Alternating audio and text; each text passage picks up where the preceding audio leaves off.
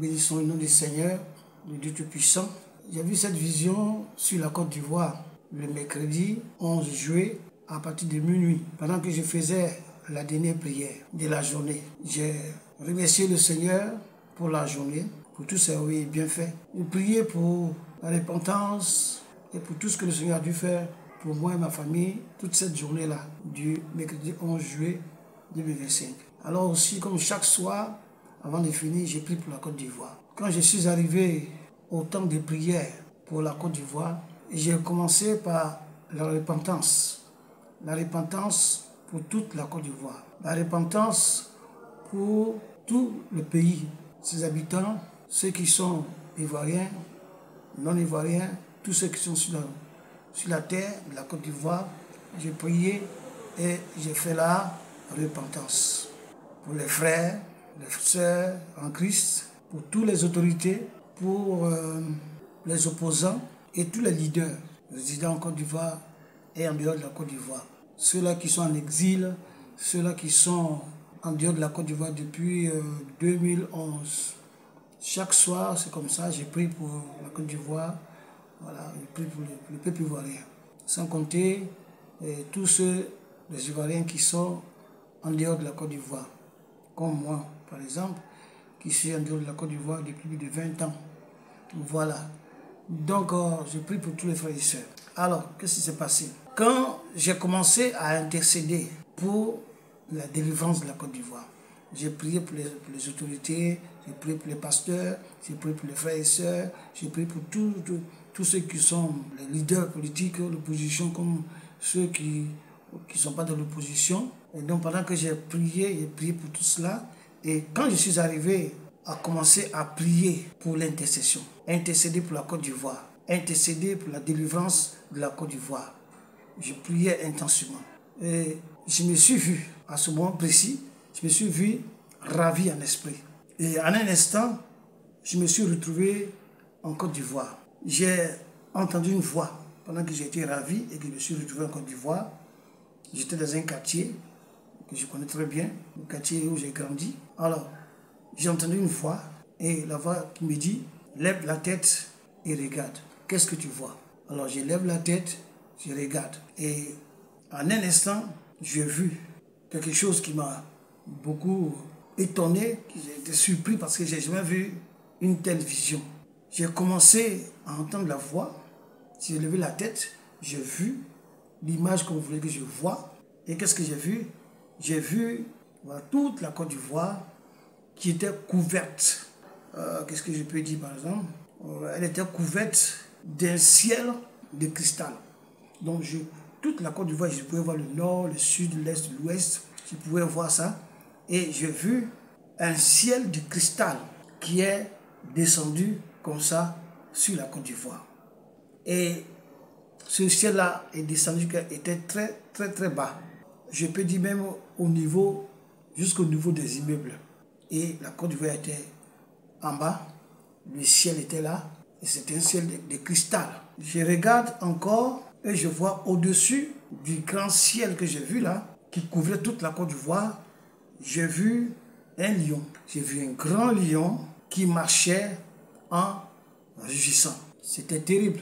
Mais je vais aller doucement pour que nous tous puissions comprendre ce que j'ai écrit. Donc, j'ai regardé et j'ai vu le cristal et au-dessus, il y avait un animal qui marchait. Mais je savais que c'était un lion parce qu'il rugissait. Mais c'était flou, je n'arrivais pas à voir très bien. Voilà. Je n'arrivais pas à voir totalement, clairement, non. Donc, ce lion marchait et venait sur le toit du cristal qui était sur la Côte d'Ivoire. Et au-dessus de ce ciel-là, comme je dis, il y avait un lion, un grand lion qui rugissait. Donc ce lion-là, qui était sur le toit, qui était sur le cristal là, qui marchait, il faisait des allers et retours d'un point A à un autre point sur le toit de la Côte d'Ivoire, qui est devenu le ciel. Donc le ciel là, de cristal là, sur lequel il y avait le lion, était devenu comme un toit. C'est comme un toit. Pourquoi je dis un toit? Parce que le ciel là est descendu très, très, très bas, jusqu'au niveau même des immeubles. Donc c'était comme ça avait couvert ce ciel de cristal avait couvert la Côte d'Ivoire. Et au-dessus, je voyais un animal qui rugissait. Je savais que c'était un lion. Je voyais ça avec quoi? Étonnement. Et il faisait des allers et retours sur le toit de la Côte d'Ivoire, on peut dire ça comme ça, qui est devenu le ciel de cristal. Mais étant sur le ciel, je ne voyais pas clairement l'animal. Je ne voyais pas clairement c'est quoi qui était sur le toit de cristal, qui était sur le cristal, qui couvrait la Côte d'Ivoire. Mais j'entendais le rugissement, alors je savais que c'était un lion. Mais à un moment, tout d'un coup, ça a changé. C'est comme c'est passé d'un temps à un autre temps, ça a changé. Et tout d'un coup, je me suis senti soulevé de terre. De la terre jusqu'au niveau du ciel de cristal. Et ce ciel couvrait toute la Côte d'Ivoire, comme si devenu le toit de la Côte d'Ivoire. Je pouvais maintenant voir clairement ce grand lion, parce que j'ai été soulevé de terre jusqu'au niveau de ce ciel de cristal. Donc je pouvais voir maintenant au-dessus. Avant je voyais en bas, maintenant je pouvais voir au-dessus.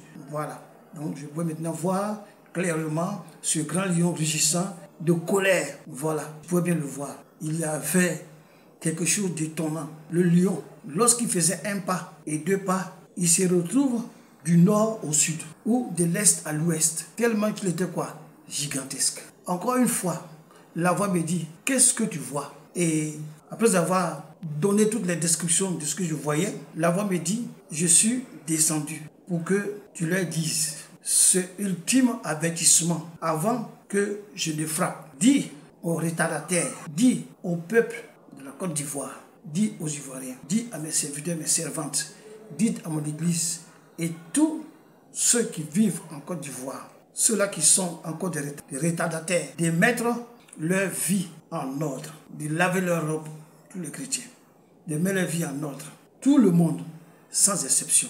Et tout d'un coup, tout s'est arrêté et je me suis retrouvé et je vois que je n'étais plus en Côte d'Ivoire, mais j'étais dans ma chambre parce que j'étais assis au chevet du lit. Ce que le Seigneur m'a dit comme parole pour la Côte d'Ivoire, pour les Ivoiriens, c'est de dire que c'est un ultime avertissement avant qu'ils ne frappent, de dire aux retardataires de mettre leur vie en ordre. Ses serviteurs, ses servantes, les frères et sœurs, tous ceux qui vivent en Côte d'Ivoire, qui sont encore dans le péché, qui vivent encore dans le paganisme, qui vivent encore dans les choses contre nature, qui sont dans le péché. Je leur dis au travers de la vidéo qu'il m'a demandé de faire, de mettre leur vie en ordre. C'est tout le monde. Ce n'est pas que je suis chrétien, musulman, je suis bouddhiste. Non, tout le monde, tous ceux qui vivent en Côte d'Ivoire, de mettre leur vie en ordre.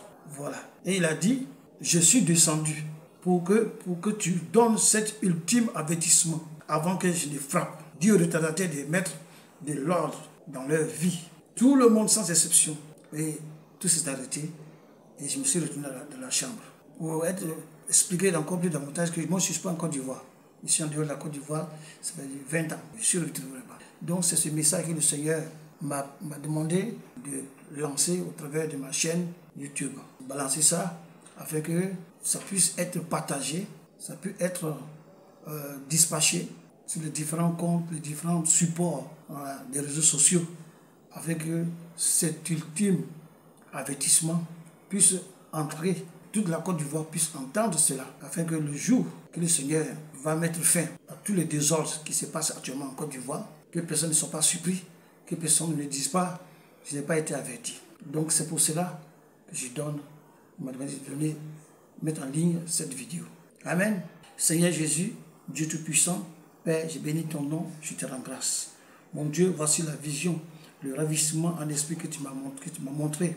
Et ce que tu m'as demandé, Seigneur, de mettre en ligne, afin que tous ceux qui sont ivoiriens, que ce soit en Côte d'Ivoire ou en dehors de la Côte d'Ivoire, tous ceux qui sont encore là-bas et qui sont des retardataires dans la repentance, des retardataires dans le changement de vie, naître de nouveau, tous ceux qui sont chrétiens ou non chrétiens, que ce soit musulmans, bouddhistes, quels qu'ils soient, de mettre leur vie en ordre, parce que c'est un ultime avertissement. Père, voici cette vision que tu m'as donnée, je la mets en ligne, je l'ai donnée telle que tu me l'as donnée. Bénis, oh mon Dieu, mon Père, Seigneur, la Côte d'Ivoire. Que tous ceux qui ont entendu cette vidéo, qui ont vu cette vidéo, tous ceux qui ont visionné cette vidéo, je prie, oh mon Dieu, que le cœur des uns des autres, Seigneur, soit touché. Afin que ceux qui sont encore en retard dans la repentance, ceux qui sont encore retardataires dans le changement de leur vie, ceux-là qui sont encore dans le paganisme, Père, qu'en entendant cette vidéo, en voyant cette vidéo, en attendant de paroles, Père, qu'ils prennent conscience de les changer. Mon Dieu, que tous ceux qui vont regarder cette vidéo, Père, touchent leur cœur, transforment leur cœur, façonnent leur cœur, afin que ceux qui ne te connaissent pas encore, Seigneur, puissent te chercher. Et que ceux qui te connaissent, ceux qui sont avec toi, puissent se sanctifier davantage. Pour la gloire de ton nom et l'avancement de ton œuvre, au nom de Jésus-Christ.